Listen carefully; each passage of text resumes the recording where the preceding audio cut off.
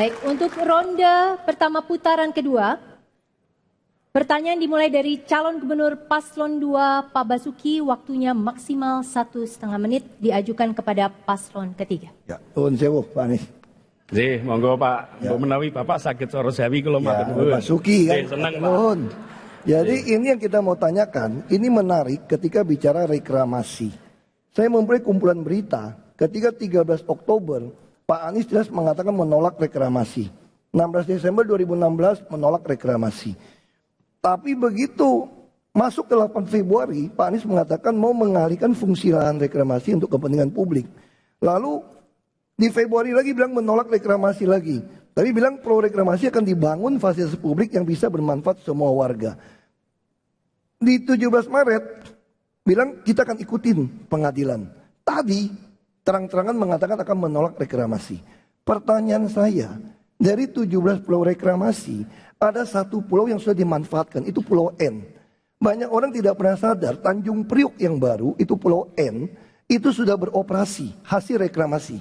Pertanyaan saya, kalau memang itu untuk mengurangi biaya logistik, kalau ditolak reklamasi yang sudah terlanjur dibangun, itu mau diapakan? Mau dibongkar atau diapakan? Ini yang saya pengen tahu. Terus bagaimana cara kita menghadapi keputusan pemerintah pusat, Kepres ini, dari zaman Pak Harto, yang sudah diputuskan termasuk dari Bappenas, bagaimana kita membatalkan reklamasi yang akan menghasilkan 1,2 juta tenaga kerja, menyerap 1,2 juta tenaga kerja. Ya. Saya gitu mau tanya. Pak Anies.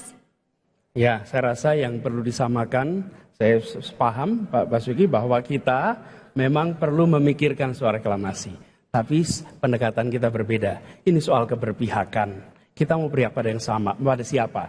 Jakarta diputuskan punya lahan tambahan. Lalu lahan tambahannya untuk siapa? Di situ pertanyaan mendasarnya.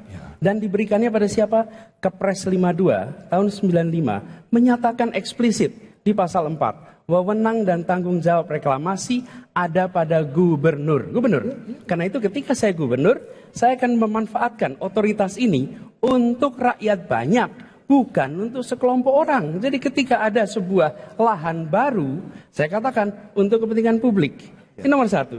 Yang kedua yang tidak kalah penting. Reklamasi itu sendiri yang sekarang dijalankan beda dengan yang ada di dalam Kepres ini. Beda sekali. Kalau Anda lihat bentuknya, di Kepres itu ada bentuknya. Yang sekarang berbeda sekali. Cukup Pak Basuki, silakan. Saya kira jangan membohongi. Gambar peta reklamasi bukan dari saya. Semua pulau dari saya. Dulu dalam 18 pulau, 1,5 pulau dipotong. Karena kena arus air panas PLTU. Dan mau apa lagi? Seluruh hasil reklamasi, sertifikatnya milik DKI. Lalu hampir 48% itu digunakan buat fasum dan fasos untuk DKI. Lalu apalagi 5% dari tanah yang bisa dijual oleh pengembang ini boleh dipakai untuk nelayan lagi, untuk masyarakat. Lalu apalagi tanah yang mereka jual, setiap rupiah yang mereka jual 15% dari penjualan mereka NJOP itu dipakai buat pembangunan. Sehingga kita akan mendapatkan dalam 10 tahun 158 triliun kira-kira uang dari reklamasi. Jadi bukan hanya 1,2 juta untuk tenaga kerja. Lalu kita bisa menyelesaikan semua konsep nelayan, semua tanggul utara termasuk LRT yang akan kita bangun. Jadi mau apa lagi manfaat untuk rakyat reklamasi ini? Gitu. Cukup di sana Pak Anies. Ya, saya rasa baik Pak. Memang jangan bohong kalau saat kampanye. Warga Bukit Duri tahu persis arti kebohongan dalam kampanye. Ya. Lalu saya teruskan. Jadi, apa yang terjadi? Kami ingin kepentingan warga Jakarta dilindungi. Apa dilindunginya? Kita ingin jangan sampai justru muncul banjir. Ini unik. Airnya dipercepat ke laut, di depan lautnya disiapkan pulau-pulau untuk menampung air. Efeknya balik ke Jakarta dan nanti kita akan merasakan banjir di tempat ini. Yang kedua, soal lapangan pekerjaan. Lapangan pekerjaan justru lebih banyak tersedia bukan lewat reklamasi, tapi lewat rehabilitasi 13 pulau, 13 sungai di Jakarta. Rehabilitasi pantai-pantai di Jakarta. Itu menyerap tenaga kerja jauh lebih banyak. Dan yang tidak kalah penting, begitu kita membangun pulau-pulau di sana, lalu menjadi pemukiman yang mewah, yang pasti memiliki bukan para nelayan yang hadir di sini. Mereka hanya bisa menonton dari jauh. Cukup, silakan Pak Basuki. Saya perlu jelaskan, Bukit Duri sekarang Ciliwung 50% beres. Makanya banjir dari 2.200 titik tinggal 70 titik. Ini mesti jelas. Lalu bicara soal reklamasi, soal pulau, saya jelaskan. Ini ilmu ekonomi, Pak. Kami membangun LRT, MRT, 1 triliun kira-kira membuka 30.000 sampai 35.000 tenaga kerja. Maka LRT kami bisa membuka 2,2 juta. Jadi itu semua ada hitungannya. Setiap triliun yang Anda investasikan akan menghasilkan.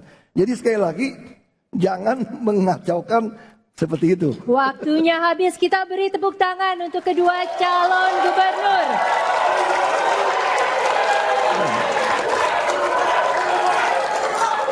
Baik, kita tenang kembali, masih ada 2 putaran lagi.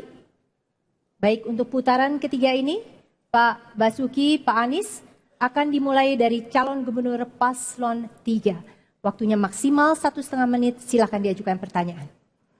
Pilkada ini merupakan pilkada yang cukup dinamis. Dan kemudian juga konsekuensinya keterlibatan luar biasa.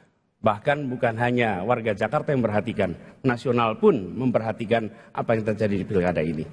Efeknya juga jelas, ada yang mendukung paslon 2, ada yang 3, ada yang 1, dan lain-lain.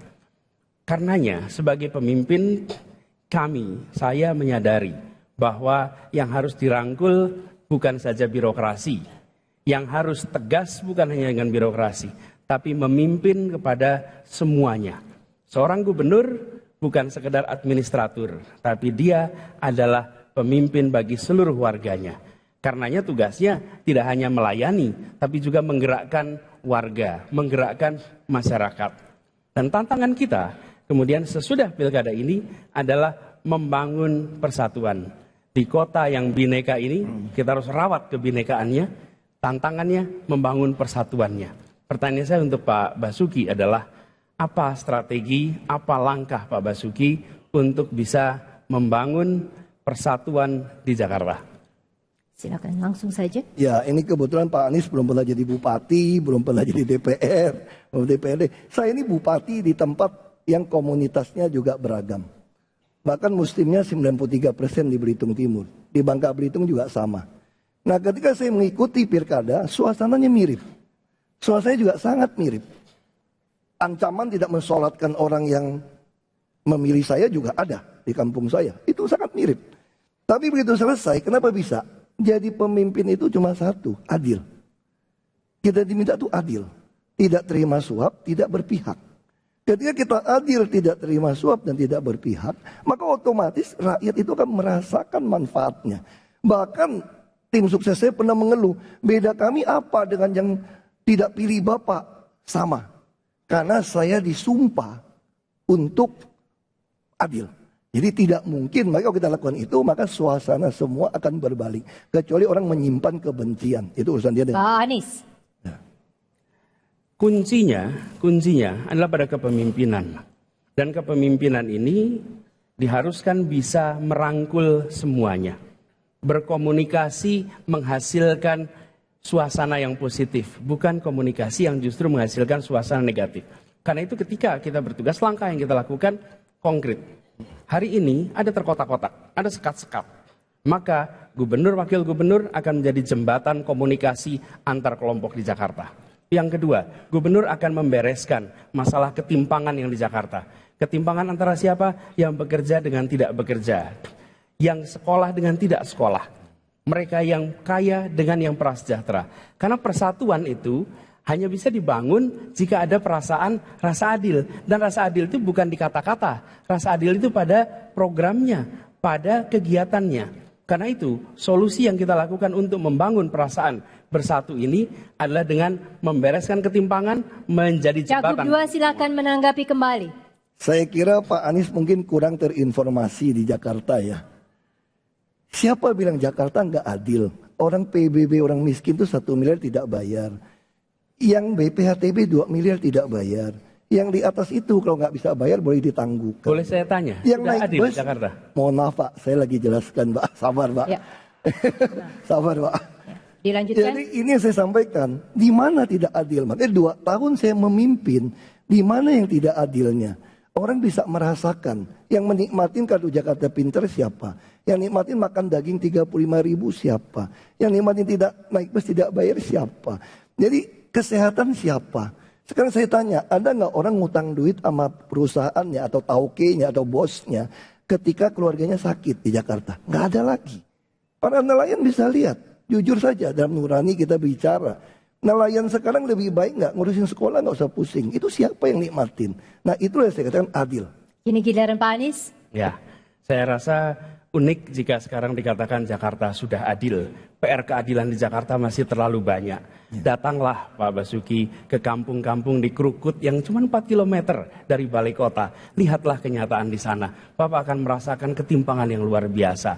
Dan ini adalah saudara kita. Jadi kalau dikatakan sudah adil, sebentar itu PR. Bahwa Pak Basuki sudah melakukan ABCD, program iya. Tapi soal keadilan belum selesai. Karena itu saya katakan, PR utamanya programnya. Cukup Pak Anies, kita berhenti sampai di sana. Dan sekali lagi aplaus untuk para calon gubernur.